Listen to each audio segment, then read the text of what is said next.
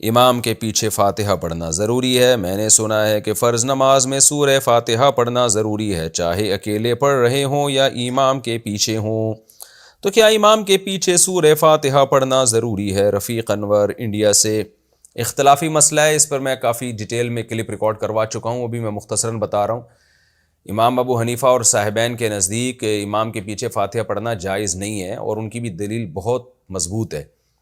اس کی سب سے پہلے تو قرآن مجید کی آیت اذا قرئ القرآن فاستمعوا له وانصتوا لعلکم ترحمون، قرآن کی جب تلاوت کی جائے تو خاموشی سے سنو، خاموش رہو اور خاموشی سے سنو۔ تو یہ جمعے کے خطبے کے بارے میں بھی ہے یہ آیت، اور نماز کے بارے میں بھی ہے۔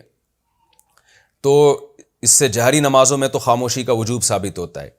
باقی دوسری حدیث میں آتا ہے، بحقی کی حدیث ہے، صحیح حدیث ہے، علامہ البانی رحمہ اللہ نے بھی اس کو صحیح قرار دیا ہے، من کان لہ امام فقراءۃ الامام لہ قراءۃ، جس شخص کا کوئی امام ہو تو امام کی قراءت مقتدی کے لیے کافی ہے۔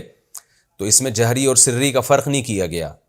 اور رہا یہ حدیث جس میں آتا ہے کہ لا صلاۃ الا بفاتحۃ الکتاب، جو فاتحہ نہیں پڑھتا اس کی نماز نہیں ہوتی، تو اس کا مطلب امام ابو حنیفہ کے نزدیک یہ ہے، اور اس پر دلائل ہیں قرآن و سنت کے، ایسی خام خام مطلب نہیں نکالا انہوں نے، کہ جس نماز میں فاتحہ ہے ہی نہیں سرے سے تو وہ نماز نہیں ہے۔ تو امام جب پڑھتا ہے نا تو مقتدی نے بھی حکماً پڑھ لیے، گویا امام مقتدی کی طرف سے نمائندہ بن کے پڑھ لیتا ہے، تو اس نماز کو یہ کہیں گے ہی نہیں کہ فاتحہ مقتدی نے پڑھی نہیں ہے، وہ حکماً پڑھ لی ہے۔